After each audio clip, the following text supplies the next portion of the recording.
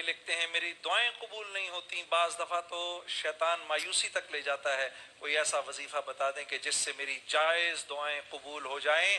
تو آپ وہ دعائیں پڑھیے جو میرے نبی نے اس امت کو سکھائی، اور میرے نبی نے فرمایا کہ جو پڑھے گا لا الہ الا انت سبحانک انی کنت من الظالمین، 3 مرتبہ پڑھ کے یہ دعا کر لیے، آپ نے فرمایا کہ یہ ذوالنون یونس علیہ السلام کی وہ دعا ہے جس کی بدولت اللہ نے ان کو مچھلی کے پیٹ سے نکالا۔ میرے دوستوں، میرے بھائیوں اور میری بہنوں، یہ ہو نہیں سکتا آپ کی دعا قبول نہ ہو۔